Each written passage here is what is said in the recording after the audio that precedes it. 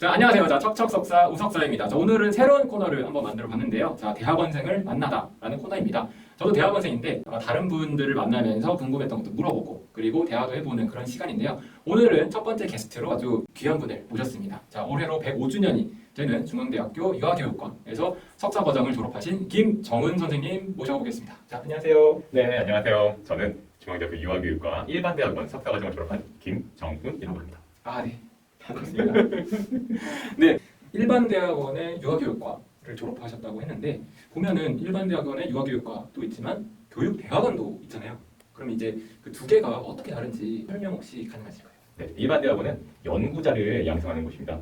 다시 말해 스스로 연구를 설계하고 주도할 수 있는 능동적인 학자가 되기 위한 준비를 하는 것이 일반대학원이라고 보시면 되고요. 교육대학원에 오시는 분들은 현장에 대한 선생님들입니다. 선생님들이 현장에서 활용할 수 있는 실무 능력을 배하는 데 주력하는 것이 교육대학원이라고 보시면 됩니다. 그래서 이제 연구자와 이제 실무 양성 약간 이런 식으로 구분될 수 있다. 유아교육과 학부를 졸업한 거랑 졸업한 거랑 좀 조금 비교해 보면은 진로가 어떻게 되는지 좀 궁금합니다. 학사학위를 가진 것과 석사학위를 가진 것에 큰 차이가 있냐고 물어보면 박사과정에 도전을 할 수 있느냐 없느냐가 제일 큰 차이라고 생각합니다. 하지만 제 생각에 유아교육과 대학원에서 석사학위 하나만 가졌다고 해서 오히려 학부를 졸업한 것에 비해 선택할 수 있는 진로의 범위가 월등하게 넓어지는 것은 아니라고 생각합니다. 이런 말씀드리면 조금 과장일 수 있겠지만 석사학위만으로 할 수 있는 일들은 대부분 학사학위만 가지고도 할 수 있는 경우가 많습니다. 그러면 이제 석사학위를 따서 무엇인가 다른 걸 하겠다가 아니라 박사학위를 따기 위한 과정이라고 생각하는 것이 좀 더 타당하다. 물론 박사학위에 도전하기 위한 그 하나만의 목적은 아니겠지만 석사 과정에 진학하시는 분들은 대부분 박사 과정을 목표로 하지 않으실까? 물론 제가 일일이 다 물어본 건 아닌데요. 석사 과정 그 자체만을 목표로 하고 오시는 분은 많지 않을 것 같다는 제 개인적인 생각입니다.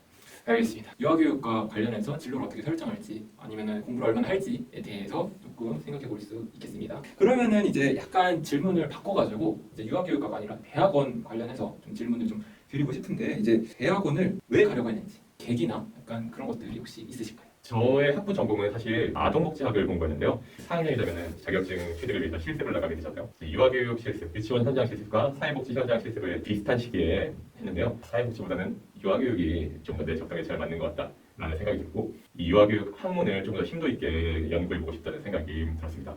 그리고 한국에서 석사학위를 취득한 후에 해외에서 박사학위를 따고 싶다는 그런 인생 목표를 세우게 되었습니다. 그래서 학부를 졸업하자마자 바로 석사 과정에 지원하게 되었습니다. 유아교육과 측면에서는 바로 이제 박사학위까지 가는 것보다는 그러니까 현장 실무 경험도 좀 있는 것이 장기적으로 봤을 때 좋다. 그러니까 이렇게 생각하셔서 실무 경험도 하고 계신 건가요? 예, 박사학위를 취득하고 이제 관련 직종에 취업을 하시게 된다면은 유아교육 전공 분야에서는 현장 경험을 상당히 중요하게 생각하는 것 같습니다. 뭐 예를 들어 대학교에 임용이 되어 학생들을 가르친다고 해도 이제 유치원 현장 경력이 몇 년 이상 있으면은 뭐 과산점을 받는다거나 아니면 지원 자격 자체가 유치원에서 현장 경험이 몇 년 이상 돼야 된다거나 그렇게 명시되는 경우가 많고요. 이제 연구자로서의 소양과 더불어 이 현장에서의 경험도 중요하게 강조하는 것 같습니다. 네, 알겠습니다. 현장 경험이 중요하다 이렇게 말씀을 해주신 것 같은데 그러면 이제 현장에서 일을 하다가 이렇게 오신 분들도 있을 테니까 이제 대학원에 가면은 나이 스펙트럼이 좀 되게 넓을 거라고 좀 생각이 들거든요. 그래서 혹시 그 나이 스펙트럼은 좀 어떤 편인지 좀 궁금합니다. 예, 저처럼 학부를 졸업하고 바로 대학원에 진학한 학생들도 있고 현장에서 일을 하다가 대학원에 오신 분들도 있고요. 그리고 이미 원을 오랫동안 경영하신 원장님들이 대학원에 오신 분들도 많습니다. 대학원의 나이 스펙트럼은 정말 넓다고 보시면 됩니다. 혹시 그러면은 최고로 많으신 케이스는 몇 살까지 계셨는지? 같이 수업 들었던 분들 중에 62년 저희 어머니랑 동갑이시던 분들도 있고요. 정말 없네요. 예. 그리고 뭐 제가 직접 만나보지 못했지만 교수님보다 나이 많고 은퇴를 앞둔 교수님보다 나이가 많으신 학생도 있었다고 들었습니다. 제가 좀 예상을 했는데 제 예상보다 훨씬 더 이제 다양한 분들이 좀 오신 것 같습니다. 이거는 케이스 바이 케이스라고 생각이 들긴 하지만 이제 대학원생 생활 때 하루 일과가 약간 궁금합니다. 대학원생들의 루틴은 다양할 거라고 생각하는데요. 각자 대학원에서도 그냥 학교만 다니는 분들이 있을 거고 뭔가 학교에서 직책을 맡아서 수행한다던가 교수님과 함께 일을 하는 학생들도 있을 겁니다. 저 같은 경우에는 저희 지도 교수님께서 이제 부속유치원의 원장으로 계셨어요. 원장님으로 계셨기 때문에 저 역시 그 부속유치원에서 보조교사로 일을 하면서 대학원에 다녔습니다. 그래서 우선 아침에는 유치원으로 출근을 했고요. 유치원으로 먼저. 예. 네. 대학원 일과는 유치원에서 시작해서 유치원에서의 일과가 끝나고 나면은 오후 2시경에 교수님과 함께 연구실로 이동을 해서 그때부터 이제 교수님의 업무를 도와서 조교 일을 시작했습니다. 조교 일이 끝나는 시간은 교수님이 퇴근하실 때까지죠. 교수님이 퇴근하시고 이제 너 들어가 봐라. 이제 그때부터는 저도 제 할 일을 해야죠. 과제도 해야 되고 공부도 해야 되고. 네, 물론 이건 일반적인 일과는 아니라고 생각합니다. 제가 그렇게 생활했다는 거고요. 다른 분들 같은 경우에는 정말 자기 수업 시간에 맞춰서 학교만 다니시기도 하고 대학원에도 총학생회가 존재합니다. 총학생회에서 그렇죠. 네, 거기서 일을 하시는 분들도 있고 수업 시간에 교실로 가서 수업을 듣는 것 외에는 다들 다양한 일을 하시던 것 같습니다. 그래서 이제 30명이 있으면 30명의 일과가 다 다르다. 약간 이렇게 좀 얘기도 있고 세부적인 스케줄은 조금씩은 다르긴 한데 이제 역시나 할 일은 많고 시간은 없다. 요거는 이제 모든 대학원생들의 좀 공통점인 것 같은데요. 그러면은 혹시 이 대학원 생활 중에 가장 힘들었던 것이 있다면은 말씀해 주실 수 있으실까요? 네, 이것도 제 경우에 이제 국가된 얘기인데요. 저 같은 경우에 조교로 일을 하고 있었기 때문에 이제 제 스케줄은 수행미사처럼 이제 교수님 스케줄과 동기화가 돼 있어야 했습니다. 교수님이 주무시지 않고 계신다면 이제 저도 쉽게 잠들 것 같고요. 교수님께서 아침형 인간이시라면 제가 아침잠이 많다고 하더라도 새벽 일찍 일어나야 했습니다. 그래서 제가 뭔가 내 일과를 구성했다고 하더라도 그냥 교수님께서 거기에 수정을 요구하신다. 그러면은 고쳐야죠. 동기화. 그렇죠. 동기화를 해야 되니까. 네, 적응되고 나서는 오히려 제가 이제 교수님의 일장을 참고해서 제 일과를 맞춰서 짜기도 했었는데 그 적응하기 전까지는 교수님의 일상과 내 일상을 동기화시키는 게 제일 힘들었던 것 같습니다. 네, 알겠습니다. 동기화가 되셨나요? 동기화가 계속 풀리지만 네. 다시 끝없이 시도해야 됩니다. 한번 맞춰놨다고 가는 게 아니고 계속해서 동기화를 네. 해줘야 된다.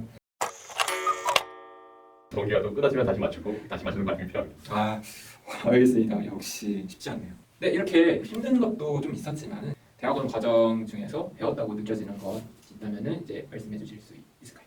예, 물론 대학원 교육 과정을 이수하면서 연구자가 될 기본 소양을 익히기도 중요하겠지만 그 외에도 이제 조교로서 일하면서 자기의 시간을 효율적으로 관리하는 법, 그리고 동료들과 협업하는 법, 그리고 책임감 같은 가치를 배운 것도 정말 중요한 소득이라고 생각합니다. 이렇게 자기주도적으로 스케줄을 하는 그런 능력을 대학할 수 있었다. 지금 졸업을 하신 상태잖아요. 그럼 이제 배운 점도 있고 힘든 점도 있고 이 여러 가지가 있는 것 같은데 혹시 이제 과거로 돌아간다면 다시 또 대학원을 가실 의향이 있는지?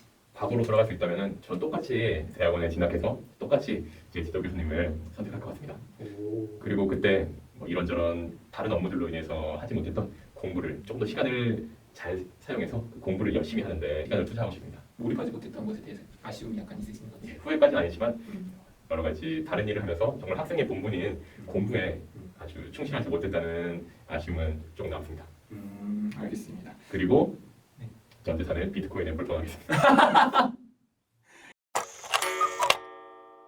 네, 좋습니다. 이런 솔직한 답변 너무 좋아합니다. 너무 좋아합니다. 네. 인터넷에 약간 그런 말이 있는 게 이제 누가 너한테 대학원을 추천해주면은 그런 사람을 좀 경계해라, 조심해라. 약간 이런 말도 있고 이제 대학원은 이제 전생에 죄를 많이 지은 사람들이 가는 곳이다. 이런 말들이 되게 많잖아요. 그럼에도 불구하고 이제 대학원을 추천을 해준다면은 어떤 사람들한테 추천을 해주고 싶은지 지금 조언 한마디 해주실 수 있으실까요? 예, 심승가족의 유명한 에피소드가 나온 이후로 사람들이 대학원생에 대한 편견 같은 거를 가지게 된 것 같기도 한데요. 아주 틀린 말은 아니지만 대학원은 이제 대학원에 진학하신 여러분이 어떻게 선택을 하느냐에 따라서 아주 웰빙 학창 생활을 보낼 수 있고 정말 지옥주 같은 2년의 시간을 보낼 수 있습니다. 근데 그 선택은 또 자기가 하는 거기 때문에 대학원에 진학하시려면은 우선 스스로 선택에 대한 책임을 질 수 있고 자기한테 필요한 것을 선택할 수 있는 그런 주도적인 학습 능력을 가진 분이 오시면 좋을 것 같습니다. 주도적인 학습 능력이 있는 분들. 대학원에서의 공부는 학부에서 시험 전에 빠삭 외우고 시험지를 내고 나오면서 그대로 잊어버리는 그런 공부랑은 조금 다릅니다. 대학원에서는 공부를 하지 않는다고 해서 혼내는 사람이 없거든요. 반대로 열심히 공부를 한다고 해서 누군가 칭찬을 해주지도 않습니다. 스스로 자기가 읽을 것을 먼저 자기가 찾고 거기서 자기가 원하는 내용을 찾아 읽을 수 있는 능력을 배우는 곳이 대학원 공부가 아닌가. 정말 자기의 진로와 미래를 위해서 스스로 공부할 거리를 찾아서 공부할 수 있는 사람이 대학원에 진학하면 효과적일 것 같습니다. 그러니까 누가 시켜서 하는 공부가 아니라 본인이 직접 공부를 하고 싶고 소양을 기르고 싶다라고 생각하는 분들이 와야 된다. 그런데 반대로 대학원 진학을 좀 숙고해야 되는 경우라고 한다면 대학원에 진학해서 석사, 박사 과정 중에 있는 동안은 뚜렷한 근로소득이 발생하기 힘든 경우가 있습니다. 그래서 지금 당장 내가 뭔가 돈을 벌어야 되는 상황이다라고 생각하시면은 대학원 진학은 좀 더 고려해 보시는 게 어떨지. 물론 대학원에서 장학금을 받으면서 등록금 걱정 없이 다닐 수는 있지만 그 이후에 생활비까지 해결하기는 힘들기 때문에 정말 내가 지금 당장 일해서 돈을 벌어야 되는 분들은 대학원 진학을 숙고해 보시는 게 어떨까 싶습니다. 그래서 이제 잘 알아보고 이제 본인이 어떤 성향인지 본인의 상황이라는 것도 이제 고려해서 해봐야겠다. 알겠습니다. 이렇게 이제 대학원이랑 이제 유아교육과에 대해서 이제 말씀해 주셔서 감사하고요. 이제 그럼 끝으로 이제 대학원을 희망하는 사람들 아니면 이제 유아교육과 관련 대학원에 이제 진학하는 희망하는 사람들한테 이제 해주고 싶은 한마디 있으면은 말씀해 주실 수 있으실까요? 진로로 인한 고민에 있어서는 정말 가지 않은 길에 대한 아쉬움이 어떤 길을 선택하든지 남는 것 같습니다. 제 이야기가 유아교육과 석사과정, 대학원을 진학을 고려하는 여러분들께 조금이나마 도움이 되었으면 좋겠습니다. 만약 대학원 진학이나 대학원 생활에 대해 궁금하신 게 있다면 이 동영상에 댓글로 남겨주세요. 그럼 제가 답변해 드릴 수 있는 범위 내에서 제가 찾아와서 답변해 드리도록 하겠습니다. 저 유튜브 채널 홍보까지 이렇게 함께 해주셔서 너무 감사드리고요. 제가 마지막으로 오늘 출연해 주셔서 너무 감사한 의미로 제가 선물을 하나 준비했어요. 그래서 선물을 뭘까요? 굉장히 다양한 것 같은데 선물을 드리면서 마무리하도록 하겠습니다. 여기 선물을 갖고 왔는데 지금 한번 뜯어보실 수 있으실까요? 이거 포장을 너무 예쁘게 해주셔서 크기가 아까운데. 자, 오늘이 촬영일 기준 할로윈데이여서 이제 또 유아교육 가니까 교구 제작 이런 만들기 이런 것들을 좀 많이 하시는 이제 분인데 그래서 이제 혹시 필요하실 수도 있으니까 할로윈이라 필요하실 수도 있으니까 제가 이런 것들을 한번 가져왔는데 혹시 마음에 드시는지 네, 정말 이런 선물을 처음 받아봤어요. 소중하게 가져가겠습니다. 네, 지금 좋으신 거 맞으시죠? 네, 먼저 출연료를 이걸로 진행하시죠. 알겠습니다. 네, 그러면 오늘 이렇게 귀한 말씀을 해주신 이제 김정원 선생님 다시 한번 감사드리고요.